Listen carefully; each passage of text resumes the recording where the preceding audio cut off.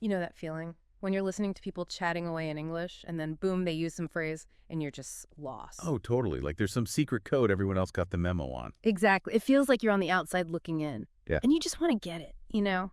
Not just the words, but the real meaning, the connection. That's a really common frustration, I think, for anyone learning a language. It's not just about the dictionary definitions, is it?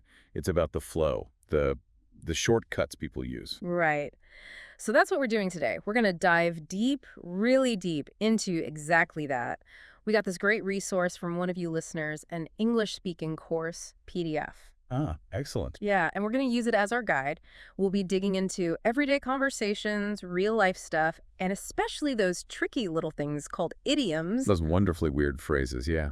Our mission really is to unpack all of this for you. Yeah. We want to make these phrases less intimidating, more accessible, so you can feel more confident, whether you're listening or jumping into a conversation yourself. And the great thing about using a course like this is that it's usually grounded in actual situations. You know, how people really talk, not just textbook examples. Exactly. Practical stuff. We're not rushing this either. We're going to take our time, let it all sink in, aiming for those aha. Just those little light bulb flashes. Love those. Me too. So, okay, let's get started. Let's unpack this course material. Where does it begin? Well, it starts off with some pretty relatable daily scenarios. The first one tackles making plans, or maybe not making plans. Ah, the eternal dilemma. Spontaneity versus structure. Precisely. There's this funny little exchange. Someone asks, so what's the plan for today? A very standard question. Right. And the answer, super casual. I don't have a plan yet. Let's just play it by ear. Okay, play by ear. That's our first big one, isn't it? A classic idiom. It really is. Yeah. And it's so useful for our listeners. Understand this one's key. It just means, deciding what to do as you go along based on the situation rather than having a fixed schedule. Like improvising your day. Exactly. It suggests flexibility, being open to whatever happens, which in many informal contexts is actually seen as a good thing, right? Not being too rigid. Yeah, definitely. But the conversation immediately pokes fun at that, doesn't it? The follow-up is like, so no schedule, just pure chaos. And the enthusiastic, exactly, in response, just nails that slightly humorous embrace of, well, potential chaos. It's funny because it's true sometimes. That balance between having some idea of what you're doing and just, winging it. It really touches on that tension. How much structure do we need versus how much freedom do we want? Different people, different cultures even, land differently on that spectrum. True. Some people need the minute-by-minute itinerary. Others are happy to just see where the wind takes them. Playing it by ear definitely captures that latter mindset. And the dialogue even hints at the potential outcomes. Maybe you win a prize. Maybe something less great happens. It's the gamble of spontaneity. A gamble sometimes worth taking. Okay, so from casual plans or lack thereof, the course shifts gears quite a bit. Yeah, it moves into a very different kind of stress. We get this conversation between Jake and his friend. And the friend is clearly, well, freaking out. You can almost feel the anxiety dripping off the page. I have 3 exams next week. I feel like my brain is going to explode. Been there. Haven't we all? Jake tries to lighten the mood, saying something like, at least let it explode after you finish your coffee. Which, predictably, doesn't go down well. Not funny, says the friend. Timing is everything with humor, especially when someone's stressed. So true. But then Jake tries a more supportive approach. He says, hey, hang in there. You always freak out before exams and then you do great. Okay, another big idiom. Hang in there. Super common piece of encouragement. Absolutely. But the friend's response is just perfect for illustrating why idioms are confusing. He asks, hang in there. What does that even mean? Like, where am I supposed to hang? Huh. It's brilliant because it shows how the literal meaning is completely disconnected from the actual message. Totally. It's Yeah. not about physically hanging on to anything. Yeah. Hang in there just means don't give up. Keep going. Persevere. Endure the tough situation. It's like saying stick with it or you'll get through this, a message of support. Exactly. And the friend's literal take just highlights that abstract nature of idioms. You need that shared cultural understanding, that context, which you only really get from hearing it used over and over. It really captures that dynamic too, the well-meaning friend trying to help and the stressed person maybe not quite receiving it in the way it was intended or just being too overwhelmed to process it. Yeah, the friend's line, easy for you to say, you're not the one drowning in formulas and essays, really hits that point. It can feel isolating when you're stressed, like nobody really gets it. Empathy is key in those moments. Jake does try again, though, with more practical advice. Right, he says, just focus on one exam at a time. You've studied hard, you'll be fine. Breaking it down. A classic stress management technique. Always good advice. Okay, so from exam stressful, where does the course take us next? To another very modern source of stress and sometimes amusement, technology. Oh, I feel this one coming. Let me guess. Phones. Updates. You got it. The conversation starts with that familiar cry. Why do they keep changing everything? I just want to make a call. Is that too much to ask? The universal lament of the smartphone user. I swear, sometimes you just want things to stay the same for 5 minutes. Right. And then someone, Mark in this case, tries to help with, Mark, it's not rocket science. Just swipe up and tap the phone icon. It's not rocket science. Another idiom, meaning it's supposed to be easy. But that often misses the point, doesn't it? The frustration isn't always about difficulty. It's about the constant, unnecessary change. Exactly. It's that feeling of having the rug pulled out from under you every time there's an update. And the dialogue really leans into this with the mention of the grandma. Oh, yeah, the grandma with the flip phone. I love that bit. Her reasoning is just gold. Because she was born before Wi-Fi existed. And because she's smart. She doesn't have to deal with 50 different updates just to send a text. It's such a great point. Sometimes simpler is smarter. Less hassle. It really makes you question if all these new features are actually improvements. Like the whole facial recognition thing. The character asks, why do I need facial recognition just to check the weather? It's feature creep, right? Yeah. Adding stuff just because they can, not because we need it. Totally. And the joke about the phone not unlocking if you look terrible when you wake up? It's funny, but also kind of touches on how these things can just be annoying. And that little conspiracy theory nod, maybe they just want us to buy new phones every year, said jokingly, but... But maybe there's a grain of truth there, you know, that feeling of planned obsolescence or just being constantly pushed towards the new, shiny thing. It's exhausting. It really taps into that shared experience of constantly having to relearn basic functions. Mm-hmm. Okay, one more conversation in this first section. What's the topic this time? Something pretty universal. Being late for a movie. The walk of shame into a dark theater. Been there too. It kicks off with someone saying, Tom, the movie started 15 minutes ago. You immediately know the situation. And Tom's excuse, let me guess, traffic, public transport. The train. I know, but the train was delayed. The classic. But his friend calls him out, right? You left your flat 5 minutes before the movie started, didn't you? Busted. Yep. Tom tries to salvage it with another idiom. Hey, better late than never, right? Oh, the classic justification for tardiness. Better late than never. It's super common. Try to put a positive spin on it. But his friend is having none of it. What do they say? I hate when people say that. Followed by this brilliant logic. It's true. Imagine if I didn't show up at all. That would be better. At least then I wouldn't have to sit in the front row like a maniac. Huh. That is so relatable. The front row struggle is real. Neck-ache city. It perfectly captures why better late than never isn't always the comfort people think it is. Sometimes the consequences of being late like the front row make you wish you hadn't bothered. Especially for a rom-com on IMAX, as the dialogue mentions. The neck pain and emotional trauma. Hilarious exaggeration. It's great hyperbole. But it makes the point sometimes being very late isn't actually better.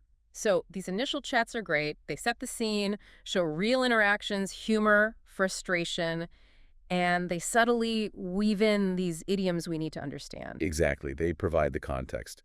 Now, the course starts to explicitly pull out some key idioms and look at them more closely. Okay, let's dig into those. What's the first one it highlights? The first one is the ball's in your court. Okay. I hear that one quite a bit.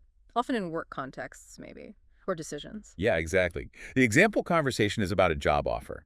Someone's hesitant about leaving their current, stable, but dull job for a new opportunity. The classic dilemma, security versus fulfillment. Right. And their friend says, well, the ball's in your court. You have the options. You just have to decide. So what does it really mean if the ball's in my court? It means it's your turn to act. It's your responsibility to make the next move or the decision. Think tennis. The ball comes over the net to your side, your court. Now you have to hit it back. So the power, or maybe the pressure, is on you. Both, really. Opportunity and responsibility. Others have done their part, maybe given advice, made an offer, and now it's up to you. The dialogue even clarifies it. It just means it's your decision to make. No one else can do it for you. Gotcha. Makes sense. It clearly puts the onus on the person. Okay, what's the next idiom? Next up is pull yourself together. Ooh, okay. This sounds like something you say when someone's upset. Precisely. The example is a breakup scene. Sophie is, let's say, very emotional after being dumped via text. Oh, the text breakup. Brutal. Right. She's quite dramatic about it. Yeah. And her friend, Claire, takes a more direct approach. She says, Sophie, you need to pull yourself together. It's just a breakup. Wow. Okay, so pull yourself together means calm down, get control of your emotions. Exactly that. Stop being so upset or hysterical, regain your composure, act more rationally. It's pretty direct advice. Yeah, it can sound a bit harsh sometimes, maybe, depending on the situation and tone. It definitely can. Yeah. He highlights that contrast, doesn't it? Sophie's intense emotion versus Claire's more pragmatic, maybe slightly impatient response. Different coping styles, different ways of offering support. And the detail about the cappuccino being salty from her tears, that's such a vivid little image of her distress. It adds that touch of dark humor, makes it feel very real. Okay, moving from emotional distress to physical exhaustion. Sounds like a natural progression. What's the idiom? Hit the sack. Ah, like going to bed. Yep, the scenario is post-Broadway show. Everyone's amazed but exhausted. Someone says, same here, I think I'm going to hit the sack. And I bet someone takes it literally again. Hit the sack, punch a sack. It's another perfect example of how weird idioms sound out of context. So hit the sack just means go to bed, go to sleep. Where does that come from? Apparently from back in the day when mattresses were literally sacks stuffed with straw or whatever. So you were literally hitting your sack when you went to bed. Huh. Interesting origin. So it's just a casual way to say, I'm tired, I'm going to sleep. Exactly. Very common, very informal. Captures that feeling of just wanting to collapse into bed after a long day, especially somewhere exciting like New York, as mentioned in the dialogue. Makes sense. Okay, next one. Call it a day. Okay, this sounds like stopping work, maybe. You got it. The context is a workplace, late in the evening. Someone suggests, it's almost 9 p.m. I think we should call it a day. But someone else pushes back. Yeah, the response is, call it a day, we still have work to do. Which shows that even common idioms aren't always agreed upon, right? Depends on perspective. True. Maybe one person's day is longer than another's. So what's the core meaning? It means to stop working on something for the day. You've done enough, you'll continue tomorrow. The explanation clarifies. Call it a day means we should stop working and go home. It implies reaching a stopping point, whether it's completion or just time's up. Right. And it touches on work-life balance, knowing when to switch off. The dialogue adds that funny bit about the boss leaving early and someone watching cat videos. Huh. Yeah, the reality of wanting to knock off work. Very relatable. Definitely. Okay, next idiom, cut to the chase. Get to the point. Stop waffling. Exactly. The scenario is two people trying to choose a rental car, and one is getting impatient with the other's indecisiveness. We've all been there, either being the indecisive one or the impatient one. Totally. The impatient one says, Sophie, just pick something we don't have all day. Let's cut to the chase. It's a plea for efficiency. It really is. Stop deliberating over minor details and make the decision. Get to the important part.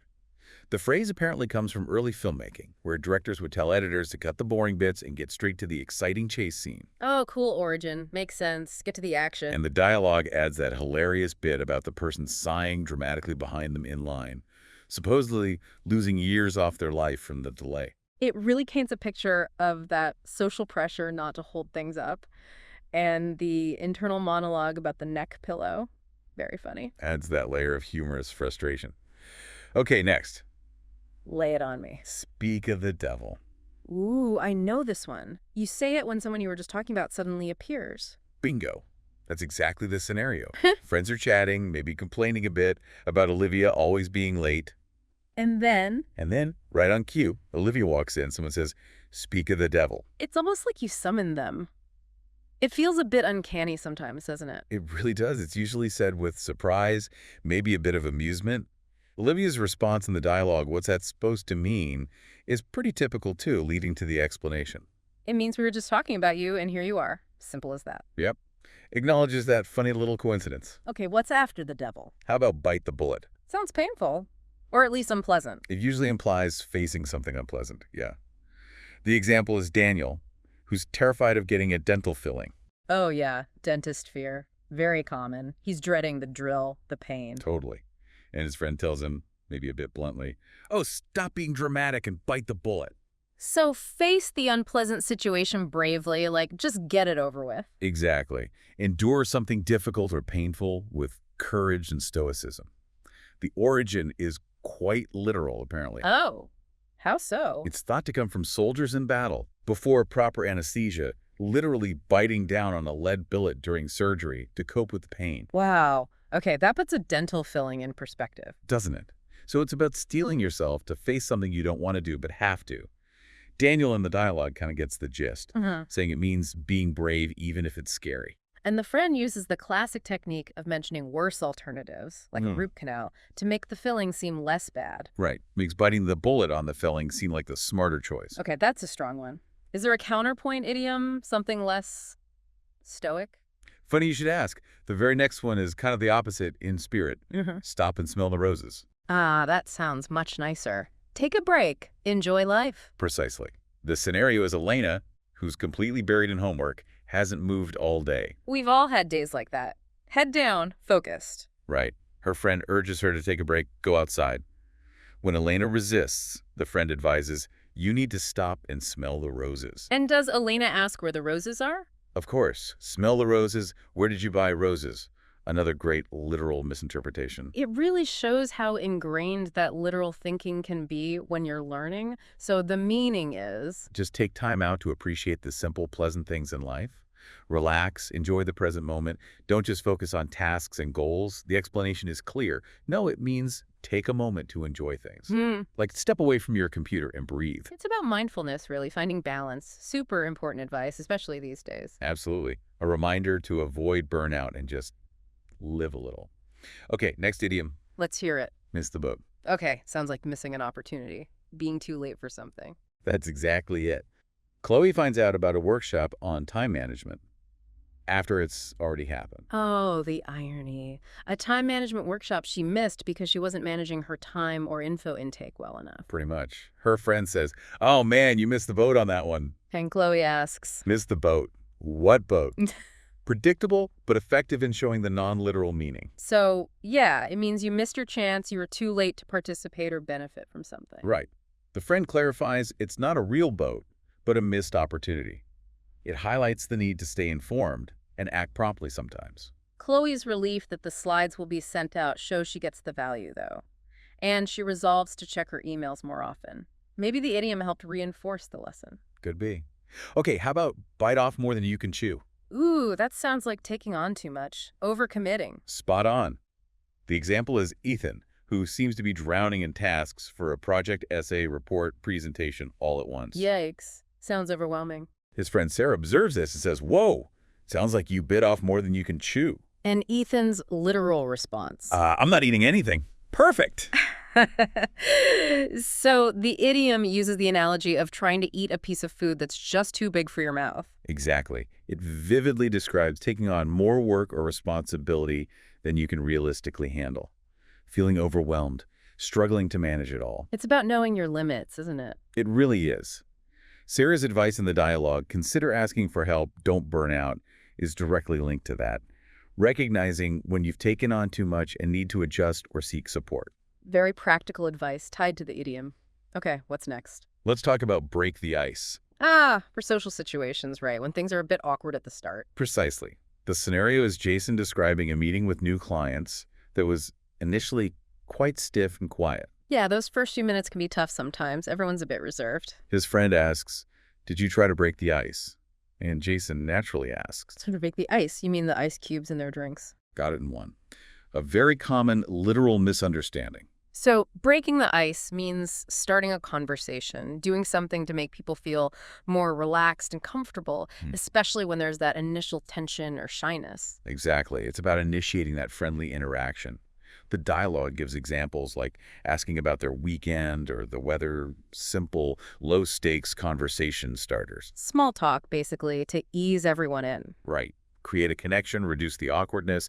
The suggestion about maybe telling a joke comes with that important warning. Make sure it's actually funny. Yeah, a bad joke can make things even more awkward. Risky strategy sometimes. Very true. Okay, moving on to accuracy. Hit the nail on the head. Means you got something exactly right.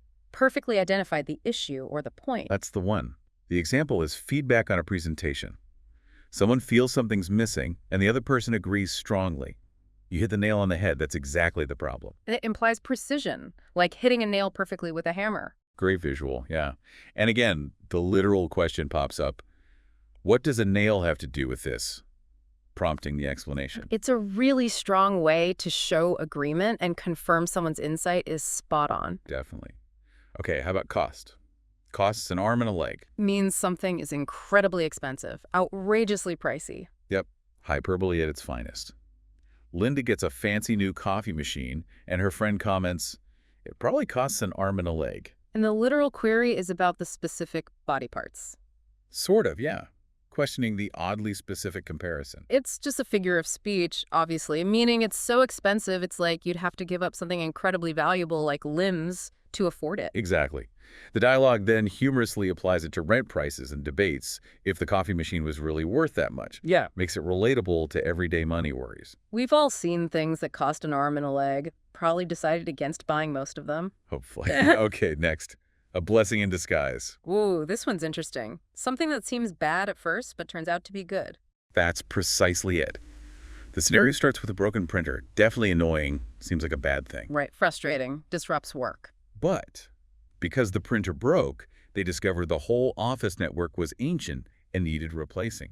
So fixing that led to much faster internet and better systems overall. So the initial problem, broken printer, led to a much bigger positive outcome, new network. Exactly. The broken printer was a blessing in disguise. Something that seemed like misfortune actually had hidden benefits. It encourages looking for the silver lining, doesn't it? Finding the unexpected positive in a negative situation. It does, though the dialogue adds a funny note. Not everyone agrees the new internet is noticeably faster. Sometimes the blessing is subjective. Huh. True. Perspective matters. Okay, what's next on the list? How about take it easy? Sounds simple. Relax. Don't stress. Yep, that's the core idea. Liam sees his colleague Clara working nonstop, looking stressed, and advises her, you should take it easy for a bit. And Clara asks how to physically take something easy. You're getting the hang of this pattern. Yeah, she asked something like that, prompting the explanation. So, take it easy is just advice to relax, calm down, don't work so hard, don't worry so much. Exactly. The follow-up advice about taking a proper break and avoiding mistakes due to overwork reinforces that message. It's about managing stress and well-being. Simple but crucial advice. Okay, moving on. Once in a blue moon. That means very rarely, right? Almost never. Perfect. The example is Dan getting an A+ in algebra, which is apparently a very rare event for him. So his friend comments that this happens once in a blue moon. Right. And the inevitable question about what a blue moon actually is leads to the explanation that it's just a figure of speech for something that occurs very infrequently. Does it have a connection to actual blue moons? Those rare second full moons in a calendar month? It does, yeah. That's where the term originates. Because they're relatively rare, the phrase came to mean any rare event. Cool. Adds a bit of color to just saying rarely. Okay, what else? Keep your chin up. Ugh, another one for encouragement, like hang in there, but maybe more about staying positive or hopeful. Exactly. It's about maintaining a positive attitude despite setbacks. The scenario is Sophia feeling down after several job rejections. That's tough. Rejection is hard. Definitely.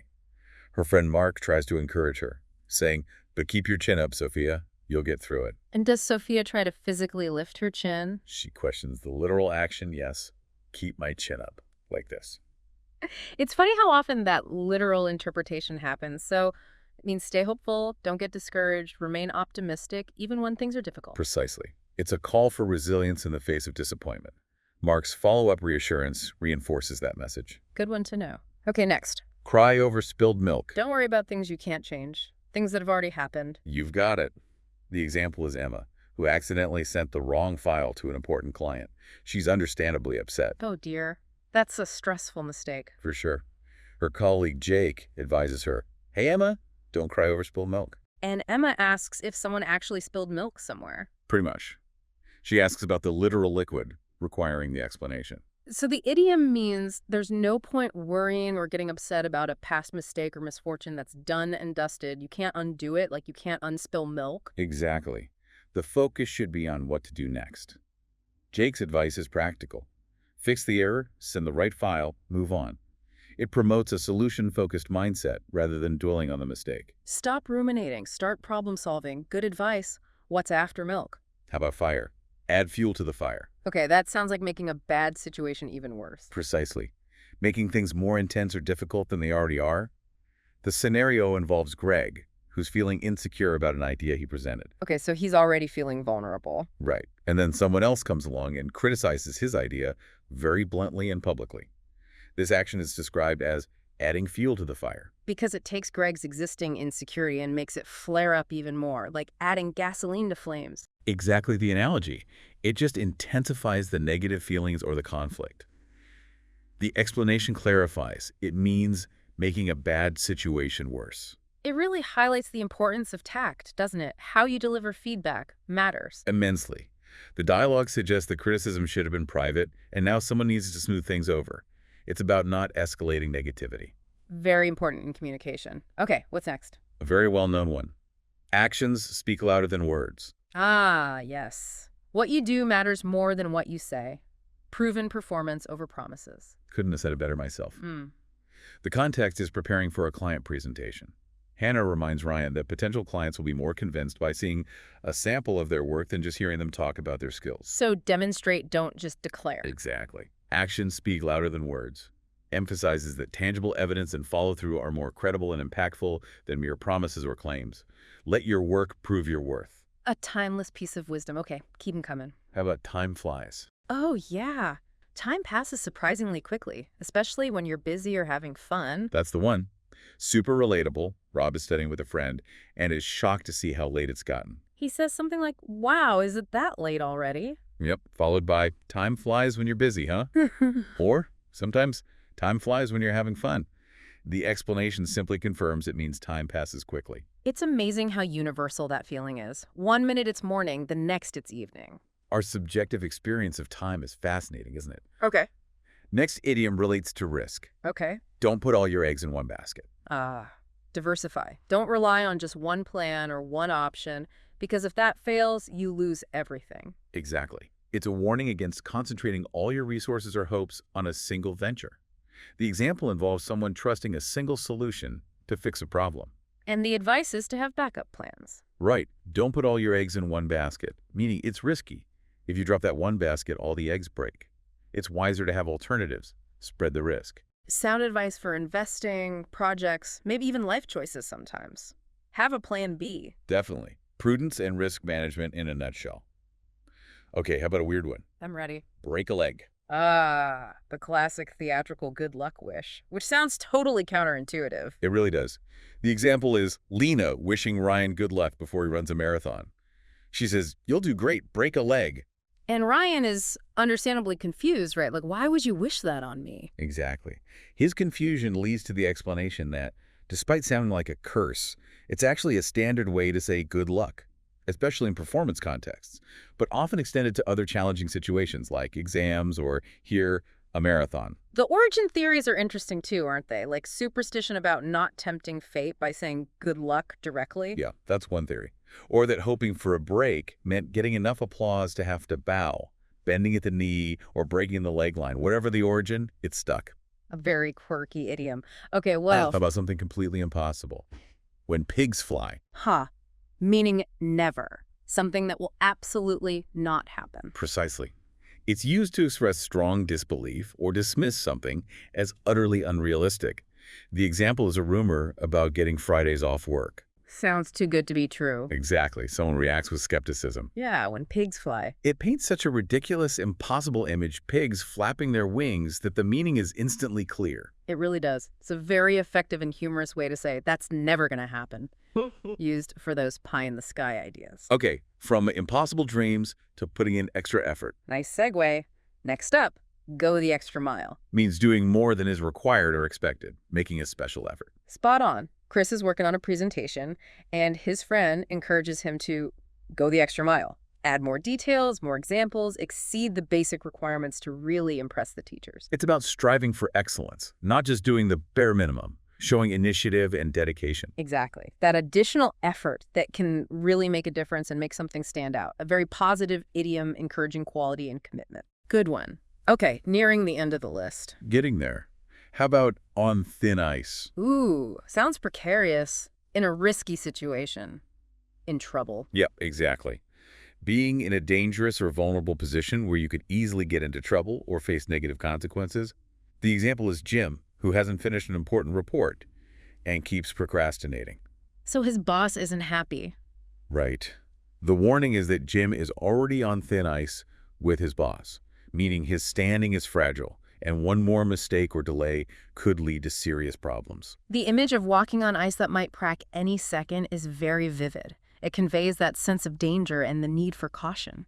It really does. It's a great metaphor for being in your boss's or someone else's bad books and needing to tread carefully. Okay, what about secrets? Ah, that leads perfectly to spill the beans. Means to reveal a secret, right? Often accidentally. That's the one. To let out information that was supposed to be confidential. The classic scenario in the example is Ryan accidentally revealing plans for a surprise party. Oops. Happens easily. Doesn't it? He blurts it out and then realizes his mistake. Oh no, I wasn't supposed to tell you. I spilled the beans. So it implies an unintentional disclosure, usually. Letting the cat out of the bag. Another similar idiom. Right. Often carries that sense of mild regret or embarrassment at having let the secret slip. Okay, 2 more to go, according to the outline. Looks like it. Next is jump on the bandwagon.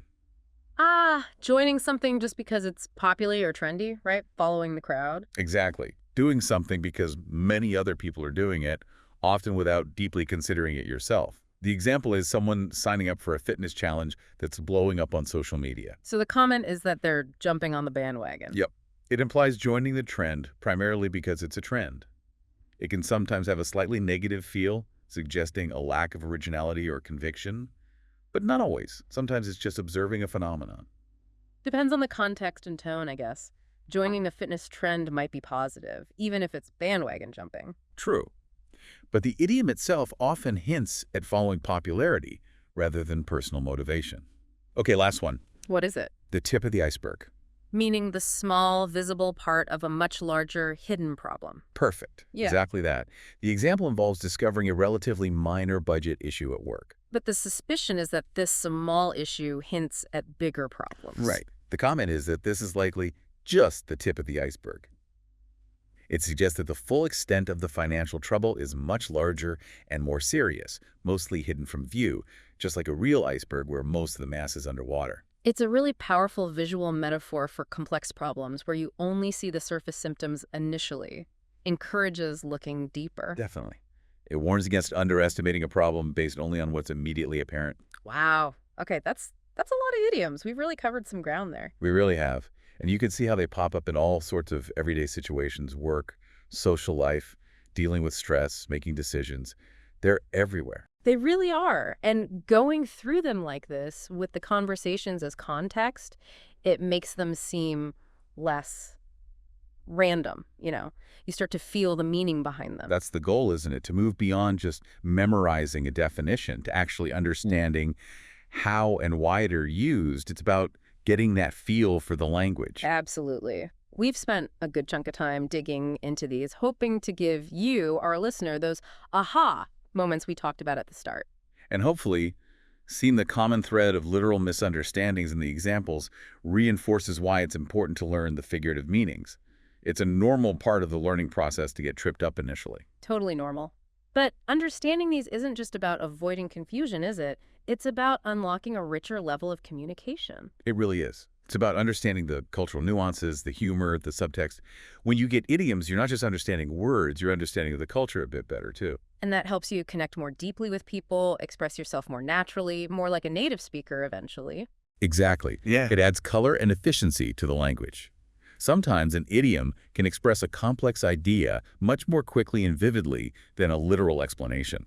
So the big takeaway here is that diving into these common phrases, these idioms, and seeing them in context is hugely valuable for improving both understanding and fluency. Absolutely. It's a key part of moving from just knowing English to really using English effectively and confidently.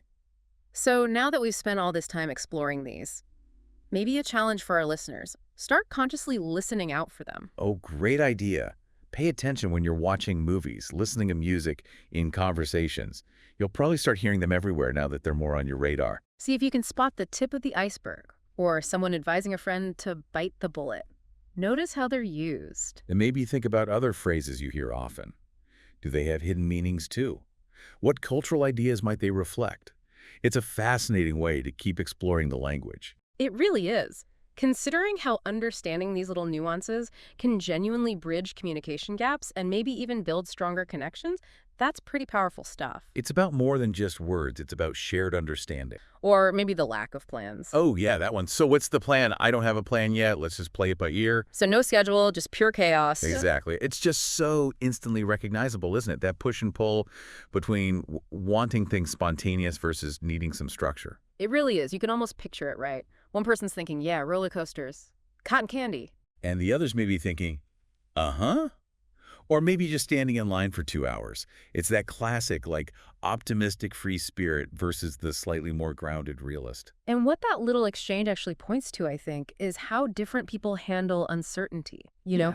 That desire to play it by ear often comes from being okay with ambiguity, wanting flexibility. Right, while asking for a plan, even a little plan, shows a need for maybe a bit more control or predictability. Exactly. And the fact they eventually agree, okay, fair point, maybe we should plan a little, that just shows how compromise works when you've got different styles bumping up against each other.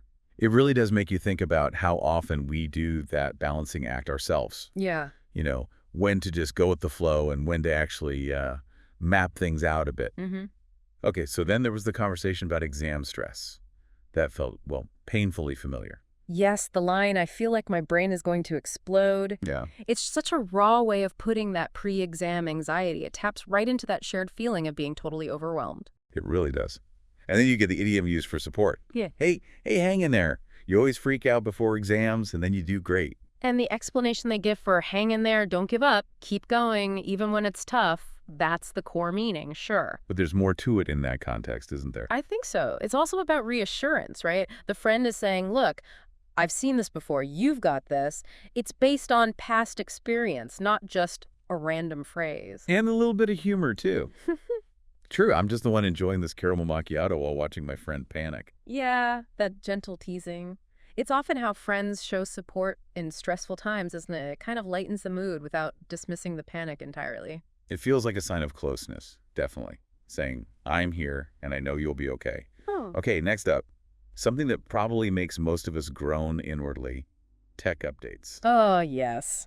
The why do they keep changing everything? I just want to make a call moment. It perfectly captures that feeling, right? Yeah. Technology is supposed to make things easier, but sometimes Yeah. it just feels like more hassle. It really speaks to that natural resistance to change we all have sometimes, especially when it messes with routines we're used to. And the comparison with the grandma on her flip phone, that was brilliant. Because she was born before Wi-Fi existed. And because she's smart, she doesn't have to deal with 50 different updates just to send a text. There's almost a kind of nostalgia in that, isn't there, for something simpler? It makes you question if all the new features are always worth the learning curve in the updates. It really does. It highlights that trade-off between having the latest thing and just having something easy to use. And the slightly funny, maybe conspiratorial bit about facial recognition and updates pushing you to buy new phones. Well, yeah, while it said jokingly, it taps into a common suspicion about, consumerism and tech companies maybe encouraging us to upgrade more often than we need to. Planned obsolescence, basically. Definitely rings a bell. Okay, final snapshot from the real life section, being late for a movie. Tom, the movie started 15 minutes ago. Classic. This one gets into punctuality, excuses, how we value time differently. The train was delayed excuse is pretty standard. But the friend's comeback is sharp. Yeah. You left your flat 5 minutes before the movie started, didn't you? A bit of gentle calling out. Exactly. Adds a layer of humor and accountability. And then we get another idiom. Yeah, better late than never, right? Right. And the reactions to that show how context is everything. For Tom, the late one, it's like, yeah, okay, crisis averted. But for the person waiting, it can feel a bit dismissive, maybe, like their time didn't matter as much. Precisely. It shows how even a common phrase can land very differently depending on who's saying it and why. And the whole thing about emotional trauma from seeing a rom-com too close in IMAX. That's just a funny exaggeration to show how annoyed the friend really was. Paints a picture. Definitely. Okay, so moving on from those specific scenarios, the source material then starts looking at individual English idioms. These colorful phrases where the meaning isn't obvious just from the words themselves. Exactly. And getting the hang of idioms is, Well, it's pretty key to really understanding natural spoken English, isn't it? To really participate in informal chats. So the first one they pull out is, the ball's in your court. Right. Explained as it's your decision to make, and they use the job offer example. So it signals that moment where, okay, the action shifts to you, everyone else is waiting for your next move, the responsibility is yours now. And what's neat is using a sports metaphor, like life has these moments where it's definitely your turn to play. Yeah, that makes sense. Then there's pull yourself together. Meaning regain composure. And the example is after a breakup, someone's upset, maybe demolishing a croissant, as they say. Huh, yeah. So it's about managing strong emotions, right? Getting back to a state of, well, control. The advice might sound a bit blunt. Maybe a little, but the intention is usually to help someone steady themselves, find their feet again, even when things feel chaotic. Okay. Next, hit the sack, meaning go to bed. Used after a long night out, like seeing a show. And I loved the immediate literal question that follows in the example. Hit the sack. You're going to punch a sack. Me too. It perfectly shows how confusing idioms can be at first, especially if English isn't your first language. You might actually picture someone punching a sack. It really highlights how arbitrary they can be. The meaning isn't in the words. It's something you learn through culture and just hearing it used. The context, being tired after a show makes it clear, but that literal question is a good reminder. Then call it a day, meaning stop working. The example is late night work scenario. Yeah, this one touches on knowing your limits, doesn't it? Recognizing when it's time to stop, step away, avoid burnout. The little internal debate in the example, should I keep going? The boss isn't here, that feels very real. That negotiation we have with ourselves about work ethic versus rest. It taps into productivity pressures and self-management. Okay, cut to the chase. Get Yeah. to the point. Used when someone's taking too long to decide on a rental car. This one's all about efficiency, isn't it? Valuing directness, especially when time is maybe a factor or others are waiting. Yeah, the example mentions the listener's impatience and the sigh from the person behind them. That social pressure to just get on with it. Respecting other people's time often means being concise, getting to the main point quickly in situations like that. Speak of the devil. Now that's a fun one. When someone you were just mentioning suddenly shows up. Like Olivia arriving late for studying. Yeah, it has that slightly quirky, almost superstitious vibe, doesn't it? Like saying their name conjured them up. It's a very common, informal way to acknowledge a coincidence. Definitely. Okay, bite the bullet. Meaning face something unpleasant but necessary. The example. Yeah. The dreaded dentist visit. Yeah. The description sets it up well. The drill, the pain, the horror makes you understand why you'd need an idiom for facing that. And the friend trying to make it better by saying, well, at least it's not a root canal. That really underlines the idea of accepting a smaller pain now to avoid a bigger one later. Exactly. It's about enduring short-term discomfort for a longer-term gain. And the joke suggestion, maybe just stop and smell the roses instead. It highlights the complete opposite approach, doesn't it? It does, which leads us perfectly into the next one. Stop and smell the roses. Take time to enjoy life. Used for Elena, who's clearly working way too hard. Yeah, this is a nice counterpoint. A gentle nudge to slow down, appreciate the moment, put well-being ahead of just constant doing. And connecting that back to you listening, it's such a valuable reminder for all of us, right? Find those moments to pause, enjoy things, avoid burning out. Absolutely. It's all about balance. Okay, miss the boat, miss an opportunity.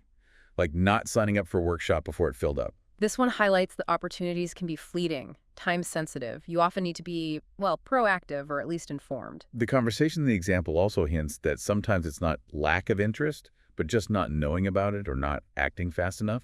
Personal responsibility plays a part. True. Information flow is key sometimes. Then bite off more than you can chew.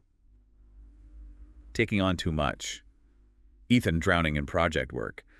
We've all been Ethan, probably. Oh, definitely. Especially when you want to impress or you just misjudge how big a task actually is. And the dialogue hints at the solution, right? Being aware of your limits, maybe asking for help, delegating. Exactly. It's that reminder that saying no sometimes or asking for support is actually a smart move. Better for you and probably better for the project in the long run. Makes sense. Break the ice. Yeah. Start a conversation in a friendly way. Jason's awkward client meeting is the setting here.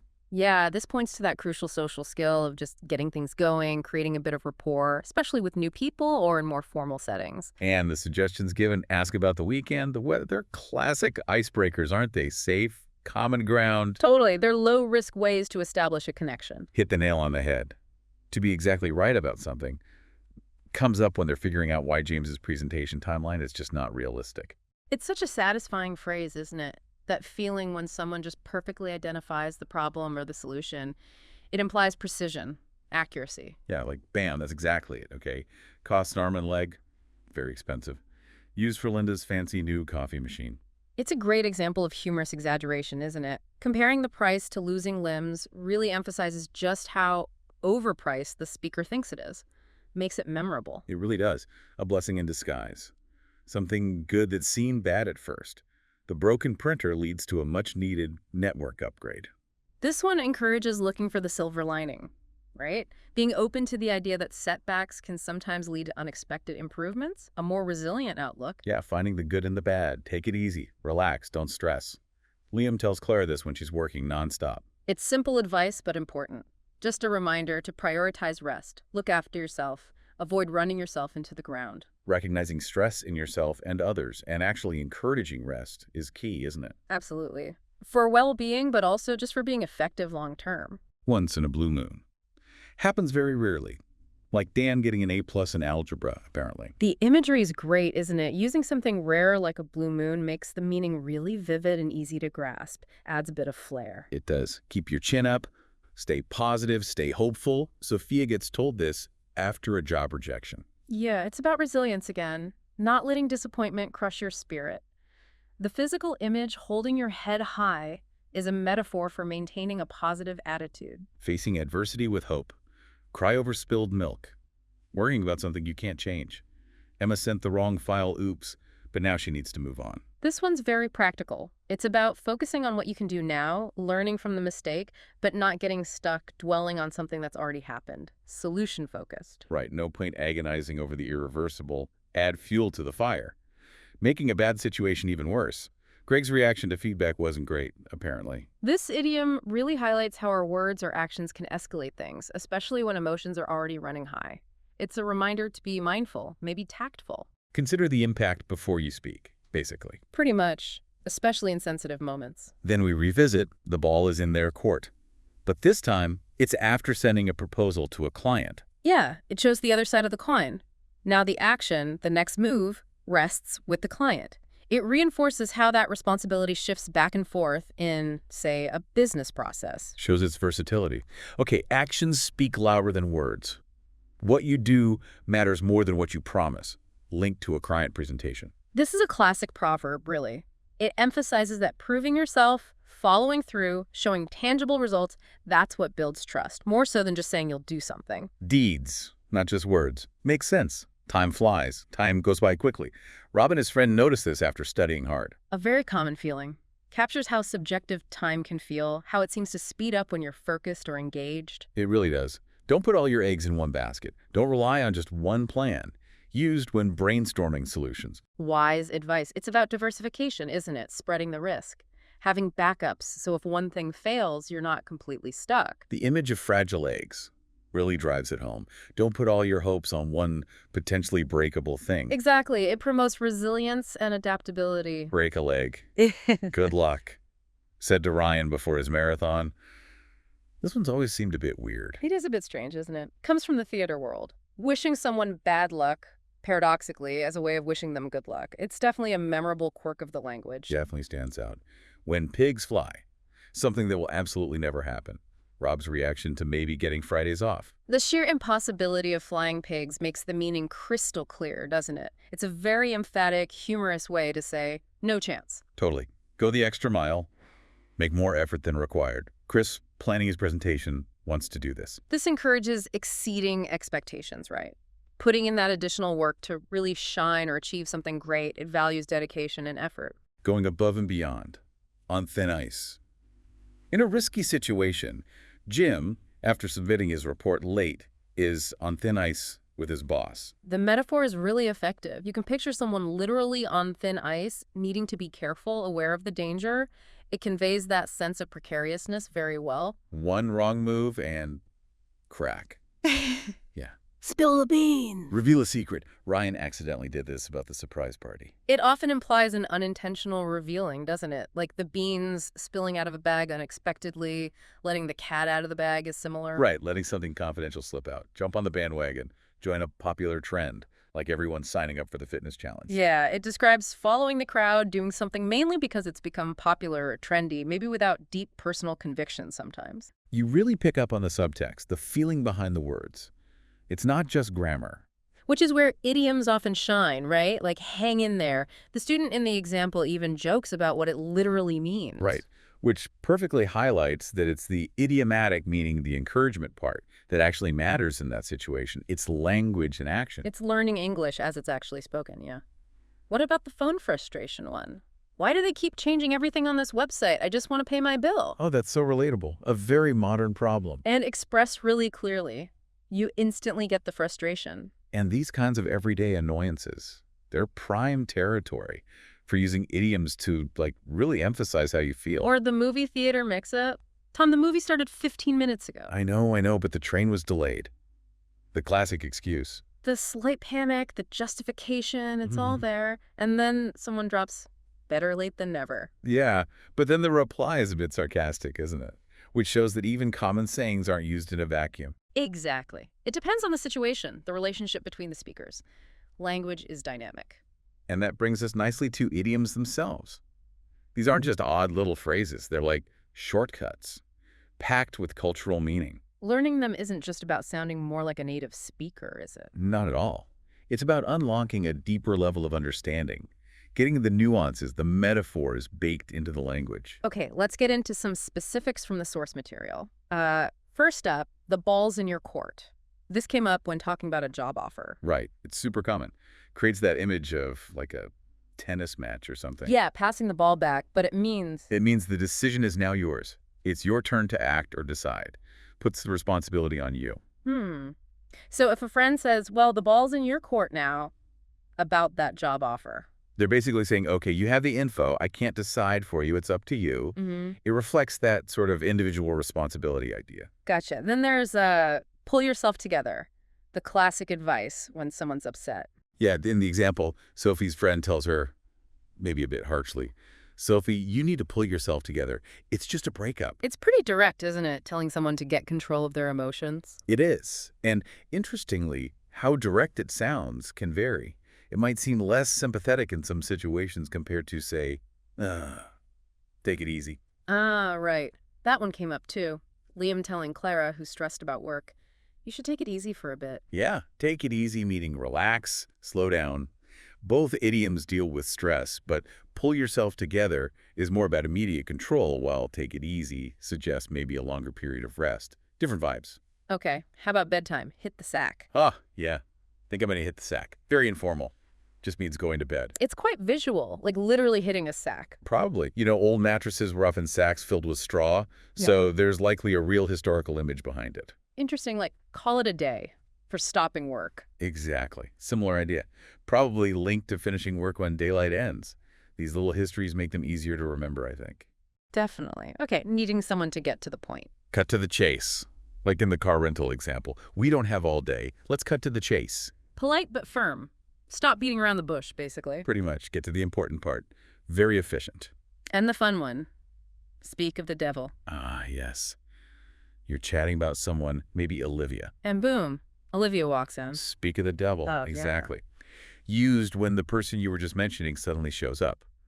Often with a bit of surprise, maybe slight superstition. Okay, tougher situations, like Daniel dreading the dentist. His friend tells him to bite the bullet. Meaning? Face something difficult or unpleasant with courage. Just get on with it, even if you don't want to. Where does that come from? The story goes it's from soldiers literally biting a lead bullet during surgery before anesthesia to cope with the pain. Wow.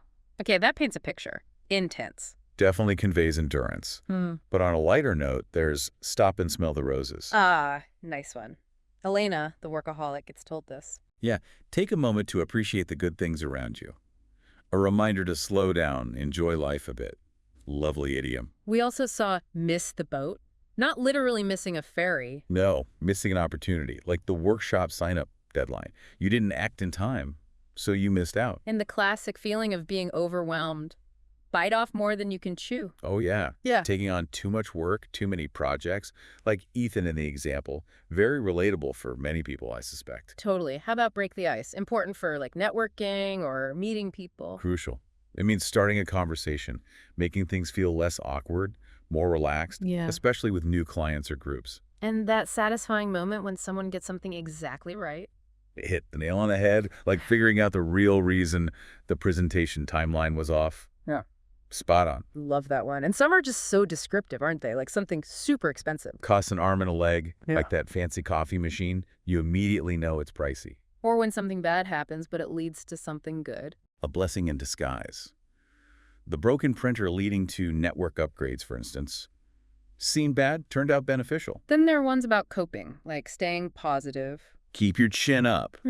Good advice after a job rejection, maybe. And knowing when to let something go. Don't cry over spilled milk.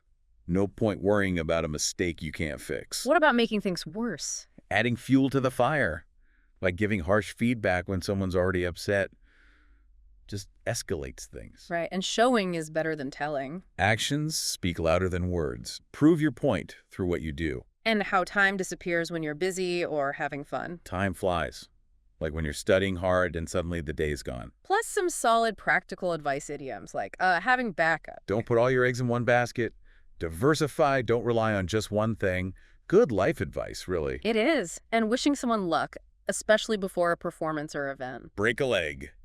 The classic theatrical good luck wish. Used more broadly now, like before the marathon in the example. And for something totally unlikely. When pigs fly. Like getting Fridays off work every week. Yeah, when pigs fly. Huh. Love it. Putting in extra effort. Go the extra mile. Yeah. Like really polishing that presentation. Being in a risky spot. On thin ice. Yeah. Like maybe you're close to getting in trouble about that late report. Careful now. Revealing secrets. Spill the beans.